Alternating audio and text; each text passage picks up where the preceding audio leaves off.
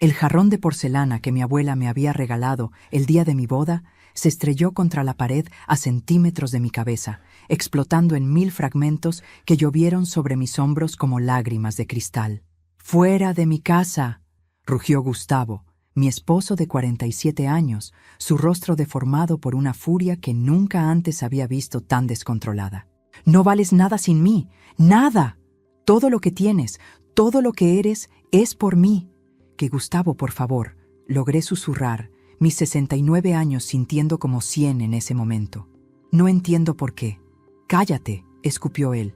Y entonces su madre, doña Hortensia, esa víbora de 82 años que había envenenado mi matrimonio desde el día 1, entró arrastrando una bolsa de basura negra rasgada por varios lados. «Aquí está tu porquería», siseó la anciana, sus ojos pequeños brillando con un odio puro que me heló la sangre. Con un movimiento violento me lanzó la bolsa, golpeó mi pecho y cayó a mis pies, derramando parte de su contenido. «Lárgate de nuestra vida con tu basura. Esta casa, este dinero, esta familia, nada de esto es tuyo. Nunca lo fue». Miré hacia abajo, aturdida, esperando ver ropa o fotografías. Pero lo que vi me dejó completamente sin aliento. Documentos. Papeles viejos y amarillentos que reconocí instantáneamente. La escritura de la finca de mis padres. Los certificados de las acciones que había heredado de mi familia. Las actas notariales de mi herencia completa. Esa fortuna considerable que mi padre había acumulado durante décadas como comerciante de café. Antes de seguir con esta historia, quiero invitarte a algo importante. Si este relato te está atrapando, suscríbete al canal y deja tu like. Eso me muestra que valoras este contenido. Y cuéntame en los comentarios desde qué ciudad nos estás acompañando hoy. Ahora sí, sigamos. ¿Qué? Empecé, agachándome para recoger los papeles con manos temblorosas. ¿Por qué tienen esto?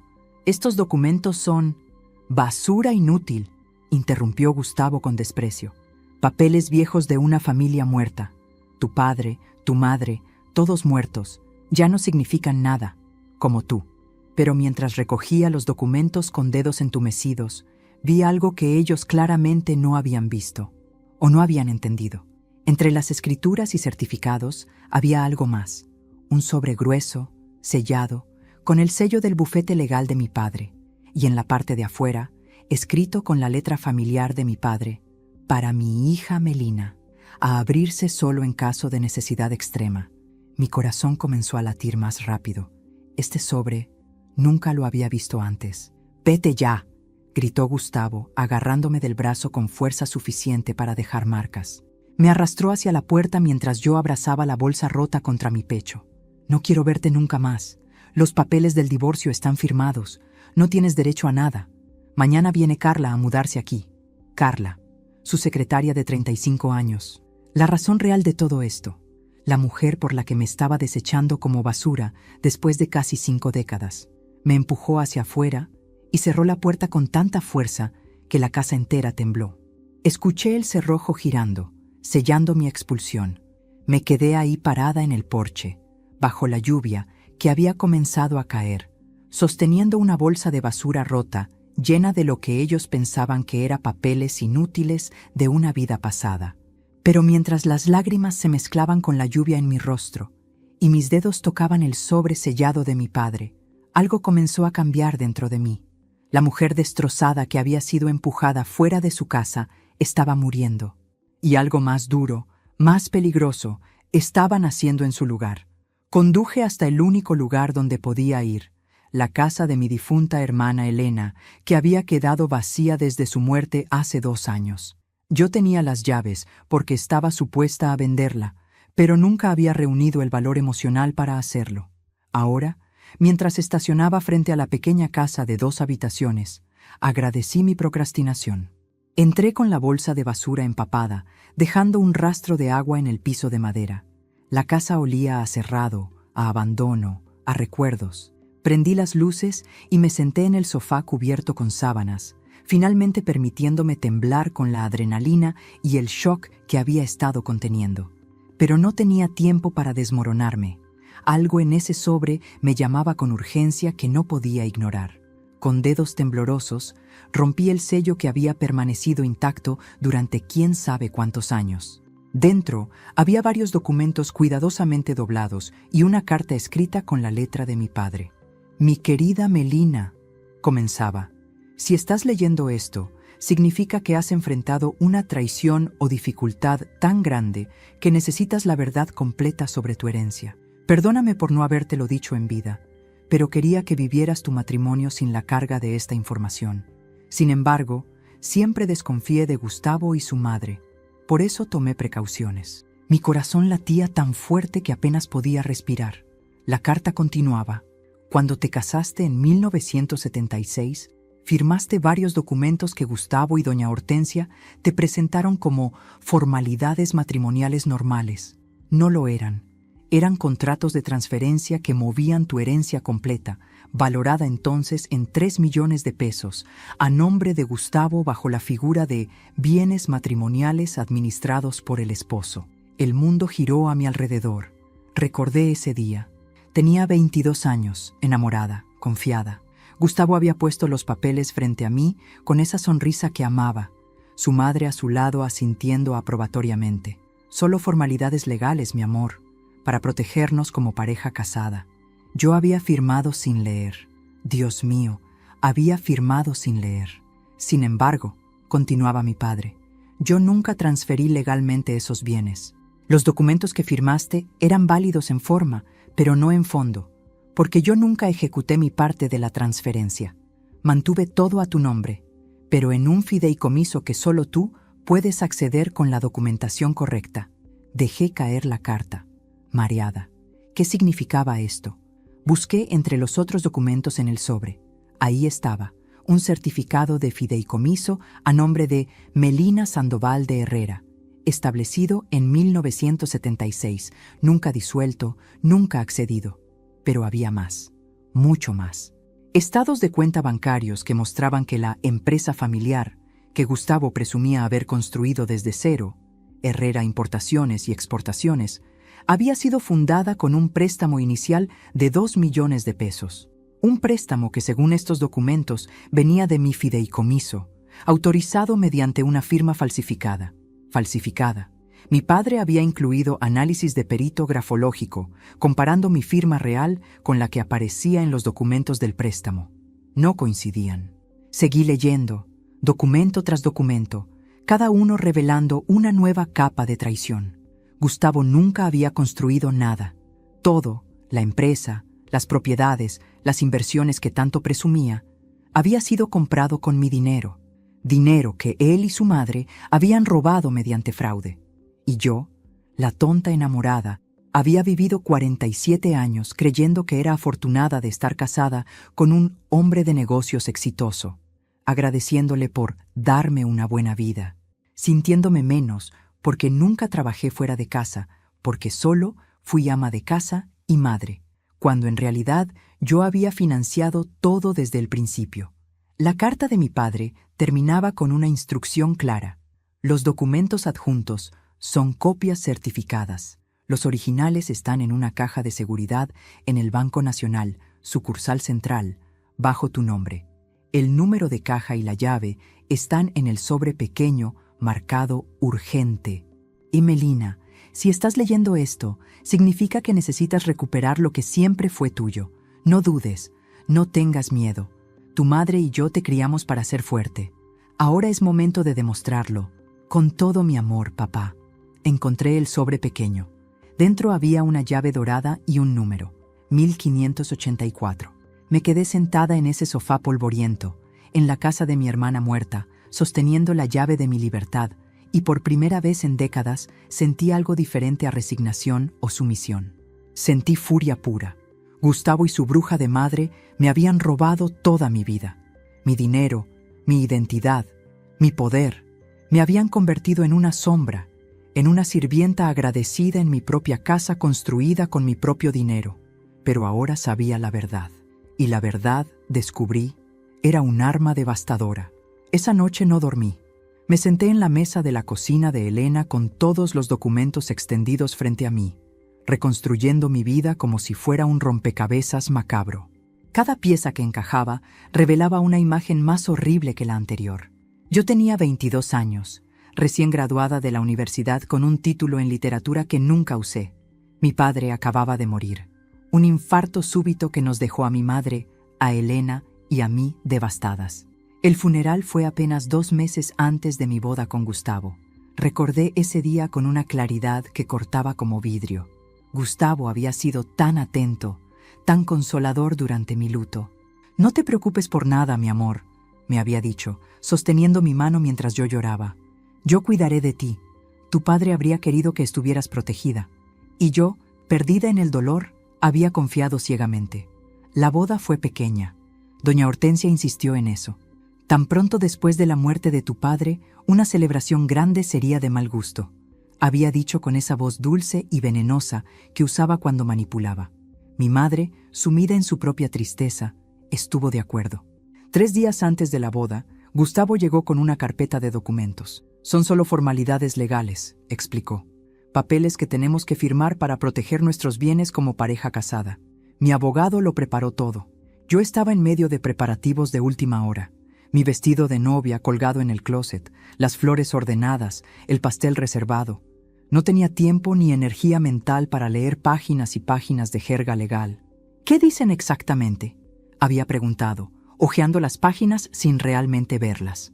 «Básicamente, que lo que es mío es tuyo y lo que es tuyo es mío», sonrió Gustavo. «Unión completa de bienes, estándar en todos los matrimonios». Su madre estaba ahí también, asintiendo. «Es lo normal, hijita. Así protegen su futuro juntos. Cuando tengan hijos, todo estará en orden». Firmé 1, 2, 3, 4 páginas. Mi nombre una y otra vez, Melina Sandoval. Pronto sería Melina Sandoval de Herrera. Lo que no vi, lo que nunca me mostraron, era que esos documentos autorizaban a Gustavo como administrador único de mis bienes heredados. Le daban poder legal para mover, vender, hipotecar o transferir cualquier propiedad que yo poseyera. 2 semanas después de la boda, mi madre murió. El médico dijo que fue su corazón, debilitado por el dolor de perder a mi padre. Yo quedé completamente sola, excepto por mi nueva familia política. Y entonces comenzó el saqueo sistemático de mi herencia. Los documentos frente a mí mostraban la timeline completa. Marzo de 1976, transferencia de 2 millones de pesos de mi fideicomiso a una cuenta empresarial nueva bajo el nombre Herrera Importaciones. Abril de 1976, venta de la finca de café de mi familia por 800,000 pesos, dinero depositado en la misma cuenta empresarial. Mayo de 1976, liquidación de las acciones que mi padre tenía en 3 compañías diferentes, otros 400,000 pesos. En 6 meses habían vaciado completamente mi herencia. Y yo no sabía nada.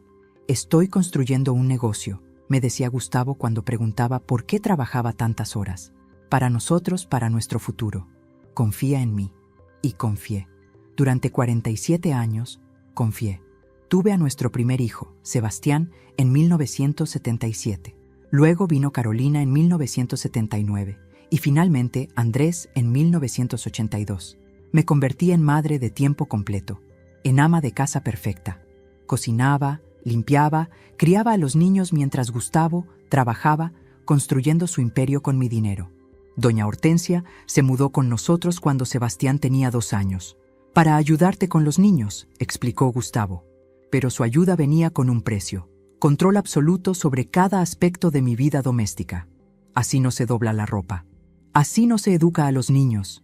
Así no se atiende a un esposo. Crítica constante, erosión sistemática de mi confianza, hasta que me convertí en una sombra que pedía permiso para todo. Y Gustavo se convirtió en el gran empresario. El Imperio Herrera, lo llamaban. Oficinas en 3 ciudades, contratos de importación con 12 países, una flota de camiones, bodegas, propiedades, todo construido con mi dinero. En las reuniones sociales, yo era la esposa de Gustavo Herrera. Nunca Melina, solo la esposa. «Qué suerte tienes», me decían otras mujeres. «Un marido tan exitoso, tan proveedor». Y yo sonreía y asentía, sintiéndome menos que nada porque no contribuía financieramente. Cuando en realidad Yo lo había financiado todo desde el primer día. Ahora, sentada entre los escombros de mi vida destruida, veía todo con claridad brutal. Habían esperado. Gustavo y su madre habían esperado hasta que yo fuera vieja, hasta que los niños fueran adultos independientes, hasta que pensaran que yo no tenía opciones. Y entonces me desecharon como basura. Pero cometieron un error fatal. Me dieron los documentos. Pensando que eran basura inútil, me dieron la evidencia de su fraude. Y ahora iba a usar esa evidencia para destruirlos. A las 8 de la mañana del día siguiente, estaba parada frente al Banco Nacional con la llave dorada en mi mano. Había pasado la noche en vela, pero no me sentía cansada. La adrenalina y la rabia me mantenían funcionando con una claridad que no había sentido en décadas. El empleado del banco me guió hacia las cajas de seguridad. Cuando abrí la número 1584, encontré más de lo que esperaba. Mi padre había sido meticuloso, casi profético en su preparación. Dentro había copias originales de todos los documentos de mi herencia, mi acta de nacimiento, certificados de propiedad y algo más.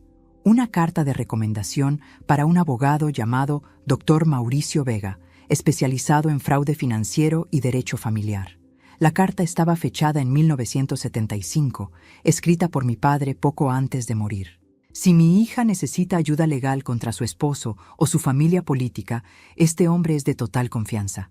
He dejado instrucciones y un retainer prepagado con él. Llamé al número que aparecía en la carta sin pensarlo 2 veces. Una secretaria contestó, y cuando expliqué quién era y mencioné el nombre de mi padre, me pasaron inmediatamente. «Señora Herrera», dijo una voz masculina, calmada pero con un toque de urgencia. «He estado esperando su llamada durante 47 años». 2 horas después, estaba sentada en su oficina, una suite elegante en el distrito financiero. El doctor Mauricio Vega tenía unos 60 años, cabello gris perfectamente peinado, traje impecable. Me ofreció café que acepté con manos todavía temblorosas. Su padre vino a verme 3 meses antes de morir. Comenzó, abriendo un archivador antiguo. Me dijo que desconfiaba profundamente de Gustavo Herrera y de doña Hortensia, que tenía un mal presentimiento. Me dejó instrucciones específicas y dinero prepagado para representarla si alguna vez lo necesitaba. «¿Por qué no me contactó después de que papá murió?», pregunté. «Porque sus instrucciones fueron claras. Solo intervenir si usted me contactaba primero. Él no quería destruir su matrimonio si resultaba que sus sospechas eran infundadas, pero también quería que tuviera protección si las necesitaba». Le mostré todos los documentos que había encontrado. Los revisó meticulosamente, sus cejas elevándose más con cada página. «Esto es fraude en múltiples niveles», dijo finalmente.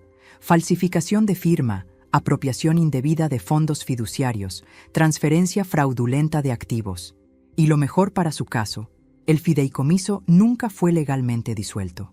Técnicamente, todos los bienes que transfirió a Gustavo siguen siendo legalmente suyos». ¿Qué significa eso? Significa que la empresa, las propiedades, las cuentas bancarias, todo lo que Gustavo ha construido con su dinero robado, técnicamente le pertenece a usted. Él ha estado operando un negocio con capital que obtuvo fraudulentamente. Mi corazón latía tan fuerte que podía escucharlo. ¿Puedo recuperarlo? ¿Puedo hacer algo mejor que eso?, sonrió el doctor Vega, y era la sonrisa de un tiburón oliendo sangre. Puedo destruirlo legalmente.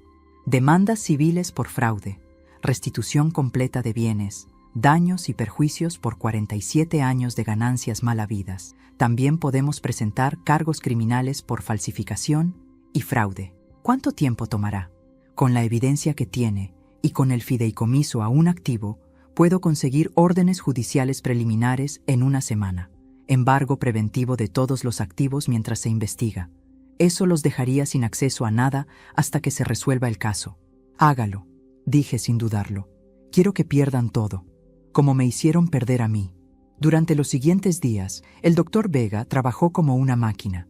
Presentó demandas en 3 juzgados diferentes: civil por fraude, familiar por división fraudulenta de bienes y criminal por falsificación de documentos. También contrató a un investigador privado que comenzó a documentar todo: la relación de Gustavo con Carla, sus gastos extravagantes, las propiedades a nombre de testaferros. «Su esposo ha sido descuidado», me informó el doctor Vega días después. Tiene una cuenta bancaria secreta en Islas Caimán con casi $2 millones, dinero que sacó de la empresa sin declarar. Eso es evasión fiscal, además de todo lo demás. Cada nueva revelación era otra puñalada, pero también otra munición para mi arsenal. El investigador también descubrió que Gustavo planeaba casarse con Carla en 2 meses. Ya habían reservado un salón de eventos, enviado invitaciones preliminares a amigos cercanos. Perfecto, dije cuando escuché esto. Déjelo planear su boda. Mientras más público sea, mejor. El doctor Vega me miró con algo parecido a admiración. ¿Estás segura de que quiere esperar? Podemos actuar ahora. Quiero que sea público, dije firmemente. Quiero que sienta la misma humillación que yo sentí cuando me echó de casa frente a su madre. Quiero que su mundo se desmorone cuando esté en su momento de mayor triunfo. Entonces esperaremos, asintió. Y señora Herrera, si me permite decirlo, su padre estaría orgulloso. Una semana después de comenzar el proceso legal, recibí una llamada inesperada. Era Carolina, mi hija de 44 años. Desde el divorcio, ninguno de mis 3 hijos me había contactado. Gustavo les había dicho su versión, que yo era una carga, que estaba senil, que el divorcio era lo mejor para todos. Mamá, su voz sonaba tensa. Necesito verte, sola, sin que papá lo sepa. Nos encontramos en una cafetería al otro lado de la ciudad, lejos de lugares donde alguien pudiera reconocernos. Carolina llegó con ojeras profundas y maquillaje que no podía ocultar que había estado llorando. Encontré algo, dijo sin preámbulos, deslizando un sobre por la mesa. Estaba ayudando a papá a limpiar el estudio para que ella pueda redecorar. La amargura en su voz era palpable. Encontré esto escondido detrás de unos libros. Dentro del sobre había fotografías. Gustavo y Carla, pero no eran recientes. Eran de hace años, muchos años. Mira las fechas en el reverso, dijo Carolina. Lo hice. Las fotografías estaban fechadas. La más antigua era de 1995, 28 años atrás. Carla tenía 7 años entonces. Y había otras, año tras año, documentando una relación que claramente no había comenzado cuando ella era su secretaria hace 5 años, como él afirmaba. Ha estado con ella desde que yo tenía 16 años, susurró Carolina, sus ojos llenándose de lágrimas. Toda mi vida adulta, mamá. Toda tu vida con él después de que nosotros crecimos. Todo fue mentira. Tomé su mano por encima de la mesa. Hay más mentiras de las que sabes, mi amor. Mucho más. Le conté todo. Los documentos, la herencia robada, el fraude. Carolina escuchó con expresión cada vez más horrorizada. Dios mío, susurró cuando terminé. Todo lo que tenemos, todo lo que pensábamos que papá había construido, fue construido con mi dinero, el dinero de tu abuelo, tu herencia también, técnicamente. Ella se cubrió la boca con ambas manos. ¿Sebastián y Andrés saben? No, y no estoy segura de si creerían. Sebastián no, admitió Carolina. Él es demasiado parecido a papá. Pero Andrés ha estado haciendo preguntas. Él trabaja en la empresa como contador, ¿recuerdas? Ha notado irregularidades en los libros. Papá lo ha estado callando, diciéndole que no se meta en lo que no entiende. Mi hijo menor, Andrés, de 41, siempre el más sensible, el más observador. ¿Puedes organizar una reunión con él?, pregunté, sin que tu padre lo sepa. 2 días después, los 3 estábamos en la casa de Elena. Andrés entró con expresión cautelosa, pero cuando vio los documentos que había esparcido sobre la mesa, su rostro cambió completamente. Sabía que algo estaba mal, dijo, tomando asiento. Los números nunca cuadraban. Hay cuentas que no coinciden, transferencias sin explicación, gastos que no tienen sentido. Miró los documentos de mi herencia. ¿Esto es real? ¿Todo el capital inicial vino de ti? Cada peso, confirmé. Andrés se pasó las manos por el cabello, un gesto que me recordó a mi padre. He estado revisando libros de hace décadas porque papá me pidió digitalizar archivos viejos. Mamá, hay algo más que debes saber. La empresa no está tan bien como papá dice. Está endeudada. Mucho. ¿Cuánto? Casi $5 millones. Inversiones malas, proyectos que fracasaron.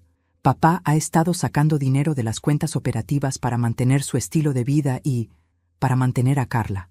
Carolina ahogó un grito. ¿5 millones? Y va a empeorar. Hay un préstamo grande que vence en 3 meses. Si no puede pagarlo, el banco puede ejecutar garantías sobre las propiedades principales. Una idea comenzó a formarse en mi mente. Andrés, ¿tienes acceso a esos registros?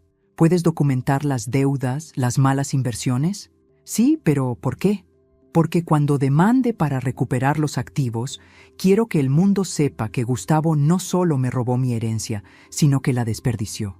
Que el gran empresario en realidad es un fraude que no puede manejar dinero. Andrés y Carolina intercambiaron miradas. «Estamos contigo, mamá», dijo Carolina firmemente. «Lo que necesites». «¿Y Sebastián?», pregunté. «Déjame hablar con él», dijo Andrés. «Él adora a papá, pero también es padre. Tiene 2 hijas. Cuando entienda que papá les robó su herencia de abuela, su legado, creo que cambiará de opinión». Durante las siguientes semanas, mis hijos se convirtieron en mis espías dentro del campamento enemigo. Andrés copiaba documentos financieros. Carolina grababa conversaciones donde Gustavo y doña Hortensia hablaban despectivamente de mí. Y Sebastián, después de una confrontación difícil con sus hermanos, finalmente vio las pruebas y tuvo que aceptar la verdad. No estaba feliz, pero se puso de mi lado. Lentamente, metódicamente, construimos un caso que no solo recuperaría mi dinero, sino que destruiría completamente la imagen pública de Gustavo Herrera, y todo explotaría en su cara exactamente cuando se sintiera más triunfante. La invitación llegó por correo a la casa de Elena 2 semanas antes de la fecha. Un sobre elegante color marfil con letras doradas en relieve. Gustavo Herrera y Carla Mendoza tienen el honor de invitarle a celebrar su compromiso. La fecha, sábado 15 de julio, en el Club Campestre Los Olivos, el lugar más exclusivo de la ciudad. Sonreí mientras leía. Gustavo estaba siendo audaz, casi arrogante. Apenas habían pasado 2 meses desde nuestro divorcio y ya estaba celebrando públicamente su nueva vida. Obviamente la invitación no era para mí. Había sido enviada a la dirección de Elena por error del servicio postal, pero la guardé cuidadosamente. Sería útil. El evento tendrá 200 invitados, me informó el Dr. Vega en nuestra reunión semanal. La élite empresarial de la ciudad, políticos, jueces, irónicamente, varios de los jueces que están revisando sus casos estarán ahí sin saber que el anfitrión está bajo investigación. Perfecto, dije. ¿Cuándo podemos ejecutar las órdenes? Los magistrados firmaron todo ayer. Tengo órdenes de embargo preventivo sobre todas las propiedades registradas a nombre de Herrera Importaciones, congelamiento de cuentas bancarias y orden de comparecencia inmediata para Gustavo y doña Hortensia. Hizo una pausa. También conseguí algo especial, una orden de allanamiento para la casa, basándonos en la evidencia de Andrés sobre documentos ocultos y evasión fiscal. ¿Cuándo? Cuando usted diga. Tengo a oficiales judiciales y agentes del fisco listos para actuar. Solo dígame cuándo quiere que caiga el martillo. Miré la invitación dorada en mis manos. Durante la fiesta de compromiso, que los oficiales lleguen exactamente a las 8 de la noche, cuando estén brindando con champán caro comprado con mi dinero. El doctor Vega sonrió. Será cinematográfico, pero señora Herrera, debe saber que esto va a ser brutal para él, públicamente devastador. Bien, dije sin dudarlo. Él me destruyó públicamente cuando me echó de mi propia casa. Me humilló frente a su madre, frente a los vecinos que vieron cómo me arrastraron afuera. Es momento de que sienta lo mismo. Andrés me trajo más información valiosa días después. Papá está vendiendo acciones de la empresa en secreto. Creo que está tratando de conseguir efectivo rápido para pagar parte de las deudas antes de que alguien se dé cuenta. Pero no es suficiente. Y está escondiendo el dinero en cuentas offshore. ¿Tienes evidencia? Copias de transferencias electrónicas. Todo documentado. Cada nueva pieza de evidencia hacía el caso más fuerte. El doctor Vega estaba casi giddy con la cantidad de cargos que podíamos presentar. Carolina me trajo grabaciones de doña Hortensia hablando con amigas en su club social.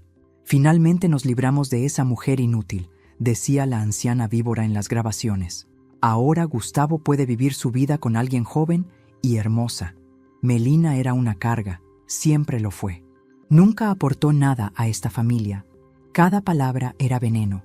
pero también evidencia de su desprecio, útil para demostrar el patrón de abuso emocional. El plan estaba perfectamente orquestado. El doctor Vega había coordinado con el fiscal de delitos financieros, quien estaba muy interesado en el caso de evasión fiscal.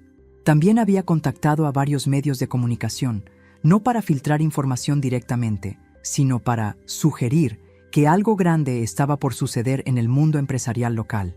Cuando ejecutemos las órdenes, los medios estarán ahí, explicó. No por nosotros oficialmente, sino porque huelen sangre en el agua, un empresario prominente siendo arrestado durante su fiesta de compromiso. Es oro mediático. Antes de continuar, quiero saber tu opinión. Escríbeme en los comentarios qué estás sintiendo con esta historia y qué harías tú si estuvieras en mi lugar. No te vayas, porque lo que viene después es aún más intenso. La semana antes de la fiesta, Sebastián me llamó nervioso. Mamá, papá me preguntó si sabía dónde estabas. Dijo que necesita que firmes unos papeles adicionales del divorcio. ¿Qué tipo de papeles? Renuncia a cualquier reclamación futura sobre la empresa o propiedades. Dice que es procedimiento estándar, pero su abogado está presionando mucho. Sonreí fríamente. Dile que no me puede encontrar, que has intentado llamarme pero no contesto. Gustavo estaba preocupado. Probablemente su abogado le había advertido sobre posibles reclamaciones, pero era demasiado tarde.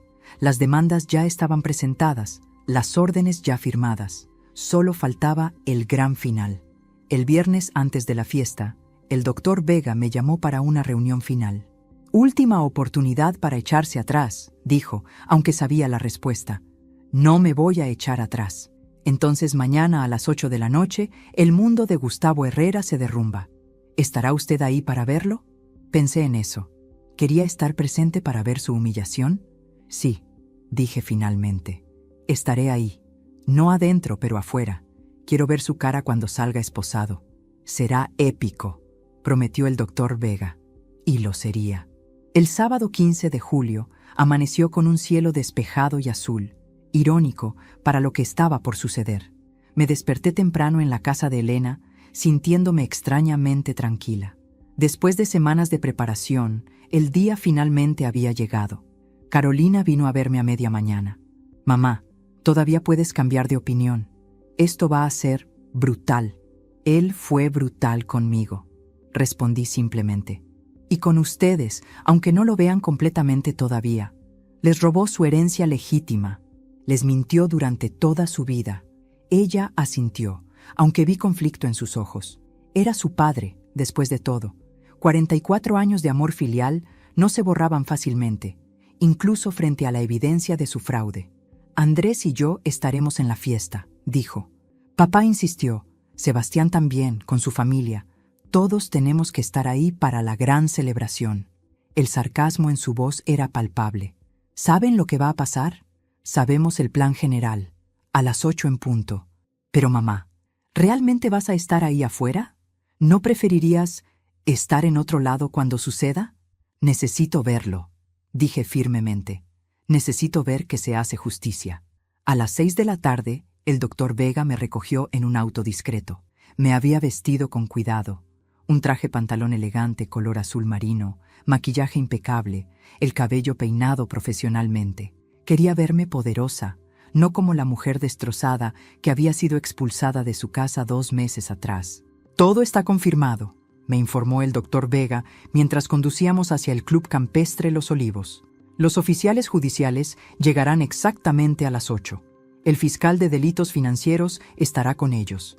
También habrá agentes del fisco para ejecutar la orden de auditoría inmediata. Y, sonrió ligeramente, 3 cámaras de televisión estarán casualmente estacionadas afuera. Recibieron un tip anónimo sobre algo grande. Llegamos al club a las 7:15. Nos estacionamos en una zona discreta con vista a la entrada principal. Desde ahí podíamos ver todo sin ser vistos.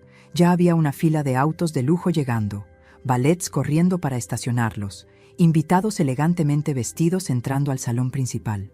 Vi llegar a Sebastián con su esposa y mis 2 nietas, las niñas con vestidos de fiesta. Mi corazón se apretó. Las gemelas de 12 años adoraban a su abuelo. Esto las lastimaría. Luego vi a Andrés llegar solo.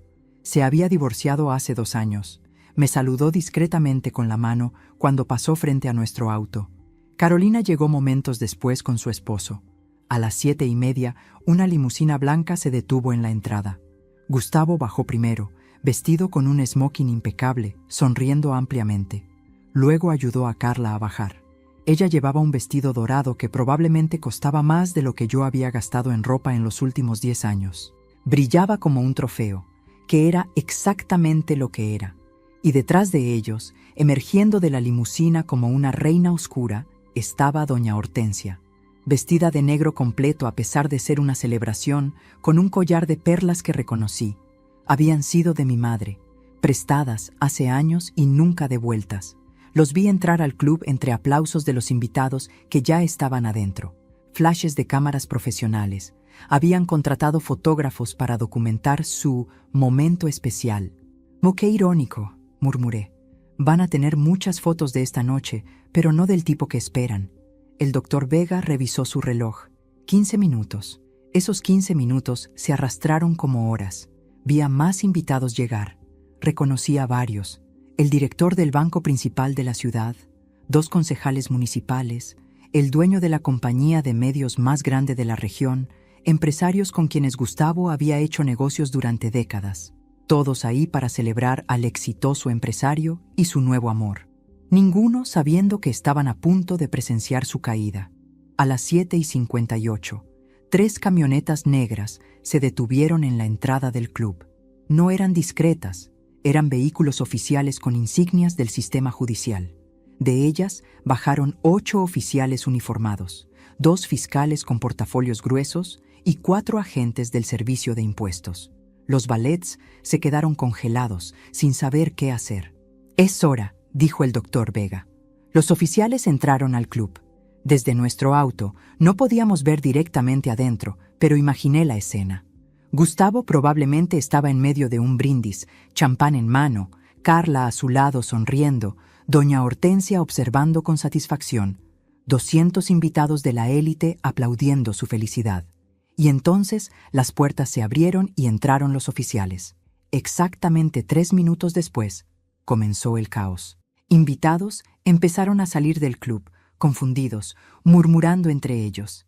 Vi a Carolina salir rápidamente con sus nietas, protegiéndolas de lo que estaba sucediendo adentro. Me vio en el auto y asintió. Las niñas estaban a salvo. Las cámaras de televisión se activaron inmediatamente, camarógrafos corriendo hacia la entrada. Y entonces lo vi. Gustavo, saliendo del club flanqueado por 2 oficiales. Tenía las manos esposadas detrás de la espalda. Su rostro, ese rostro que había amado durante décadas, estaba completamente blanco, los ojos muy abiertos en shock absoluto. Detrás de él venía doña Hortensia, también esposada, gritando: «Esto es un ultraje, saben quiénes somos, mi hijo es un empresario respetado». Uno de los fiscales le respondió algo que no pude escuchar, pero la anciana se puso aún más roja, vociferando obscenidades. Carla salió llorando, sin esposas, pero claramente en shock. Su vestido dorado brillaba bajo las luces de las cámaras que capturaban cada momento. Los reporteros comenzaron a gritar preguntas. «Señor Herrera, ¿es verdad que está siendo arrestado por fraude? ¿Confirma que evadió impuestos por más de 5 millones? ¿Su empresa era un fraude desde el principio?» Gustavo trataba de cubrirse el rostro, pero era imposible con las manos esposadas. Los flashes explotaban constantemente, capturando su humillación para la posteridad.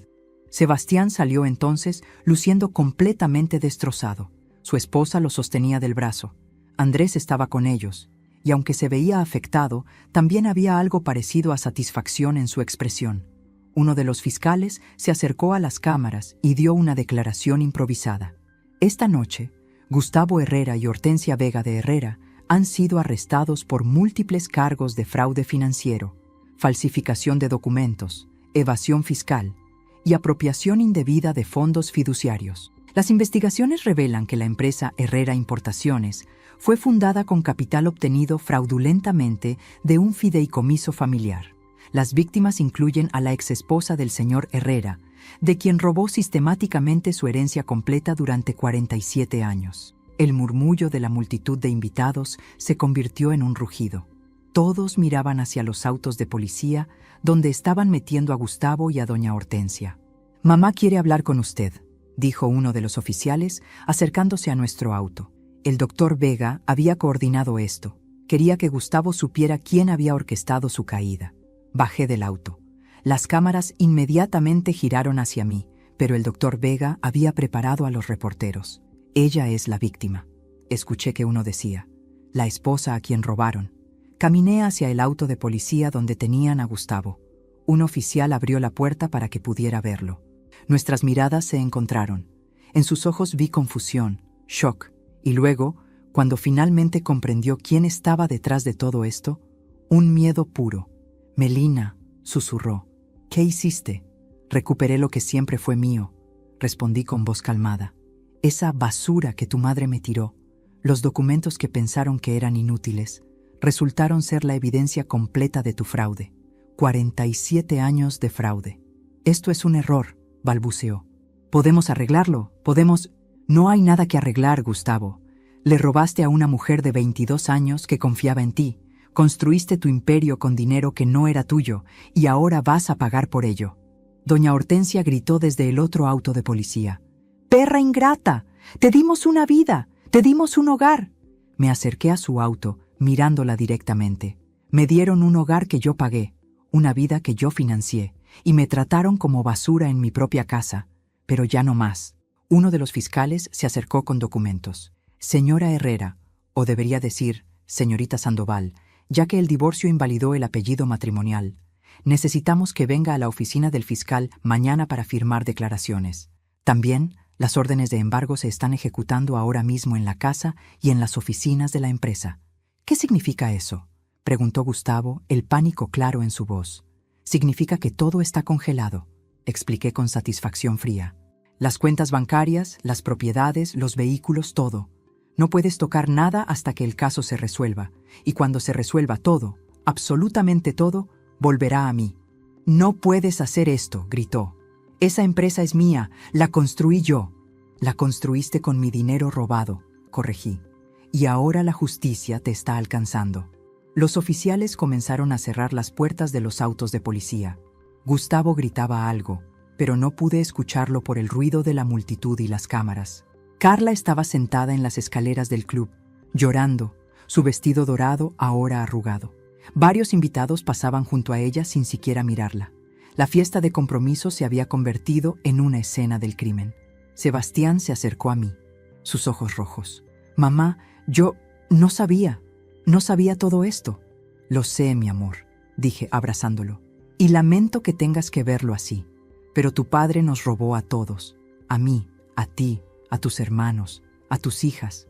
El dinero que debería haber sido tu herencia, la seguridad que deberían tener tus niñas, todo fue desperdiciado en su arrogancia». Andrés y Carolina se unieron a nosotros. Nos quedamos ahí, los cuatro, viendo cómo los autos de policía se alejaban llevando a Gustavo y a doña Hortensia. Las cámaras seguían grabando. Los invitados seguían murmurando. El escándalo del año estaba capturado en video de alta definición para que todo el mundo lo viera. El doctor Vega se acercó con una sonrisa. «Perfectamente ejecutado. Para mañana, esto estará en todos los noticieros. El respetable empresario desenmascarado como fraude». Miré el club, las decoraciones caras para una fiesta que nunca terminaría adecuadamente, el champán caro sin beber, la torta elaborada que nadie probaría, todo pagado con mi dinero, pero ya no más. «Vámonos», le dije al doctor Vega. «Ya vi suficiente». Mientras nos alejábamos, vi en el espejo retrovisor el caos que dejábamos atrás. Y por primera vez en 47 años me sentí completamente libre. La guerra había sido ganada. Ahora venía la reconstrucción. Los titulares del domingo fueron exactamente lo que esperaba. Empresario prominente arrestado por fraude masivo. Imperio Herrera construido sobre dinero robado. Esposa víctima de 47 años de estafa recupera su fortuna. Mi rostro estaba en la portada de 3 periódicos diferentes, identificada como Melina Sandoval, víctima y ahora vindicada. El lunes, la oficina del doctor Vega estaba inundada de llamadas. reporteros queriendo entrevistas, otros abogados ofreciendo ayuda pro bono, incluso organizaciones de derechos de mujeres queriendo usar mi caso como ejemplo de abuso financiero sistemático. Es mediáticamente perfecto, me informó el doctor Vega. Una mujer mayor, robada por su esposo durante décadas, finalmente obtiene justicia. El público está de su lado completamente. Pero yo no estaba interesada en ser una víctima mediática. Estaba interesada en resultados. Los resultados llegaron rápido. Con Gustavo y doña Hortensia en prisión preventiva, el juez les negó la fianza, considerándolos riesgo de fuga dado el dinero en cuentas offshore. Los abogados del Estado comenzaron el proceso de restitución. El primer paso fue la auditoría completa de Herrera Importaciones. Andrés, como contador interno, fue esencial en este proceso. Trabajó directamente con los auditores del gobierno, revelando cada rincón oscuro de la contabilidad de la empresa. Papá ha estado cocinando los libros durante años, me informó en una reunión 2 semanas después del arresto. No solo robó tu herencia inicial, ha estado desviando fondos, evadiendo impuestos, creando empresas fantasma. La cantidad real de fraude es probablemente el doble de lo que pensábamos.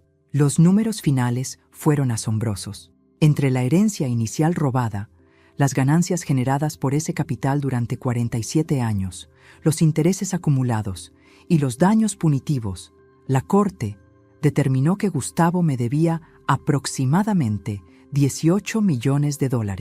18 millones que él no tenía porque había gastado, desperdiciado y escondido la mayor parte. Pero yo tenía algo mejor que dinero. Tenía los activos. La casa donde me habían echado fue la primera en ser transferida de vuelta a mi nombre. Fui con oficiales judiciales, abrí la puerta con mi propia llave nueva y caminé por cada habitación. Carla había estado viviendo ahí apenas 2 meses, pero ya había redecorado todo. Mis fotografías familiares habían sido removidas, mis muebles reemplazados. Era como si estuvieran tratando de borrar cualquier rastro de mi existencia. Quiero que todo lo que ella trajo sea removido, le dije al oficial. Todo, sus muebles, su ropa, sus decoraciones. Quiero mi casa de vuelta exactamente como era. Tomó 3 semanas, pero cuando terminaron, era como retroceder en el tiempo. Mis fotografías en las paredes, mis muebles en su lugar, mi presencia restaurada en cada rincón. Pero no me mudé de vuelta. Esta casa tenía demasiados recuerdos dolorosos. En cambio, decidí venderla. Se vendió por $3 millones. El mercado inmobiliario había explotado en el vecindario. Usé ese dinero para comprar algo mejor. La empresa fue más complicada. Herrera Importaciones estaba técnicamente en bancarrota con las deudas que Gustavo había acumulado. Pero los activos físicos, las bodegas, los camiones, los contratos de importación, tenían valor significativo. Tienes 2 opciones, explicó el doctor Vega. Liquidar todo y tomar el efectivo, o reestructurar la empresa bajo nueva administración y mantenerla operativa. ¿Cuánto vale si liquido? Aproximadamente 8 millones después de pagar las deudas legítimas. ¿Y si la mantengo operativa? Potencialmente el doble o el triple en 5 años, si la administras correctamente. Pero requiere inversión, tiempo y asumes riesgo. Miré a Andrés, quien estaba en la reunión. ¿Tú la puedes administrar? Él pareció sorprendido. ¿Yo? Conoces el negocio mejor que nadie. Has visto todos los errores que tu padre cometió. ¿Puedes arreglarla? Andrés pensó por un largo momento. Sí, pero necesitaría traer nuevo management, liquidar las divisiones que pierden dinero, renegociar contratos. Sería un trabajo de años. Hazlo, dije. La empresa se llamará Sandoval Importaciones y tú serás el CEO con 30% de participación. Yo mantengo el 70% como inversora silenciosa. Cuando yo muera, se divide equitativamente entre tú, Carolina y Sebastián. Vi lágrimas en los ojos de mi hijo. Mamá, lo mereces. Tú fuiste valiente cuando importaba. Y vas a hacer esto correctamente, sin fraude, sin mentiras, sin atajos. Esa decisión resultó ser brillante. Bajo la administración de Andrés, la empresa se saneó completamente en 18 meses. Liquidó las operaciones corruptas, contrató personal honesto, renegoció deudas. En 3 años, Sandoval Importaciones estaba generando ganancias consistentes. En 5 años valía más de 20 millones. Pero el verdadero triunfo no fue financiero. Fue ver cómo Gustavo caía completamente. El juicio criminal duró 6 meses. La evidencia era abrumadora. 47 años de fraude documentado. Los fiscales presentaron más de 1000 páginas de evidencia. Andrés testificó sobre la contabilidad fraudulenta. Carolina testificó sobre las mentiras familiares. Yo testifiqué sobre la manipulación desde el día de mi boda.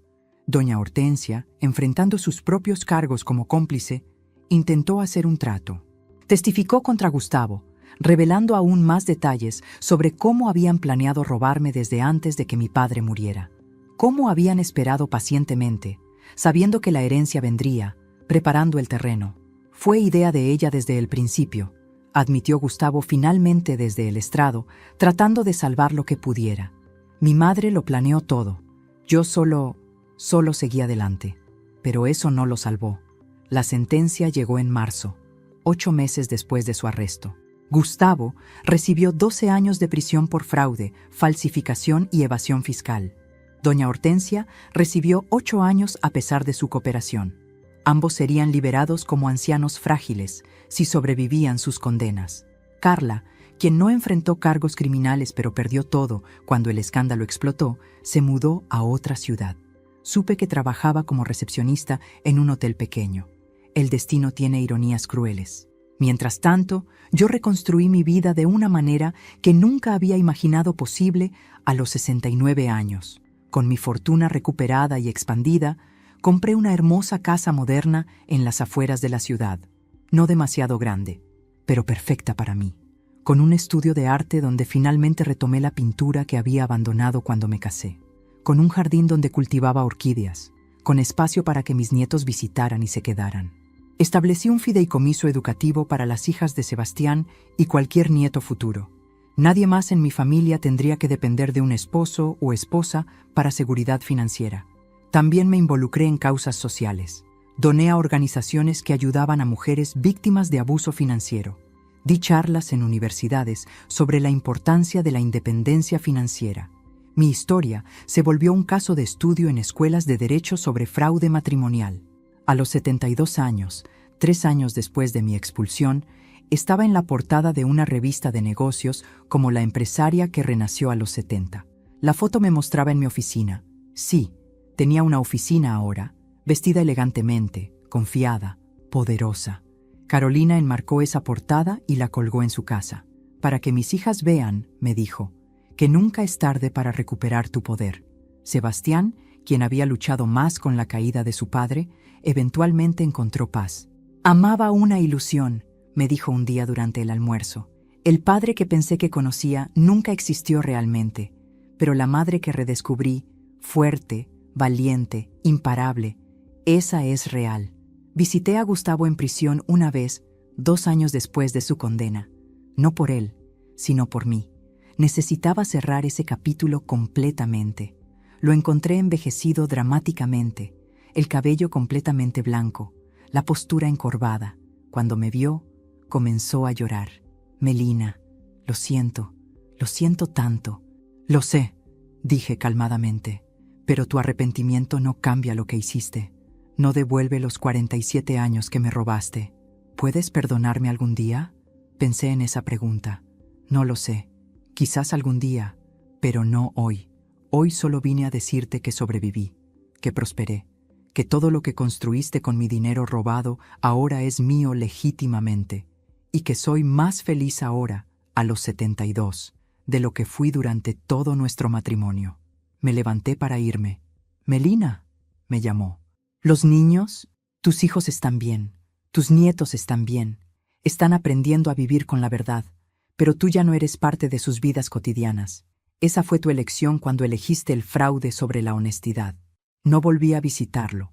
Ahora, a mis 74 años, escribo estas memorias en mi estudio mientras el sol de la tarde ilumina mis orquídeas. Sandoval. Importaciones está valorada en 30 millones. Mis hijos están financieramente seguros. Mis nietos tienen fondos educativos garantizados, y yo, Melina Sandoval, ya no soy la esposa de nadie. Soy simplemente yo. Y eso es más que suficiente. Gracias por acompañarme hasta el final de la historia de Melina, una mujer que nos enseñó que nunca es tarde para recuperar tu poder y reclamar lo que es tuyo. Si esta historia te conmovió, te hizo reflexionar o simplemente te mantuvo enganchado hasta el final, te invito a suscribirte al canal y dejar tu like. Tu apoyo hace que pueda seguir trayéndote historias que inspiran y transforman. Cuéntame en los comentarios, ¿desde qué ciudad nos estás viendo? ¿Qué fue lo que más te impactó de esta historia? ¿Crees que Melina hizo lo correcto? ¿Conoces a alguien que haya vivido una situación similar? Comparte esta historia con alguien que necesite recordar que el valor no viene de un esposo o esposa, sino de tu propia fuerza interior. Compártela con alguien que necesite saber que siempre hay tiempo para un nuevo comienzo. Aviso importante: esta historia es completamente ficticia. Todos los personajes, nombres, situaciones, eventos y circunstancias narrados son producto de la imaginación y fueron creados exclusivamente con fines de entretenimiento, reflexión y valor emocional. Esta narrativa no representa hechos reales, personas reales, vivas o fallecidas, ni está basada en acontecimientos verídicos. Cualquier semejanza con situaciones, lugares, empresas o personas reales es pura coincidencia.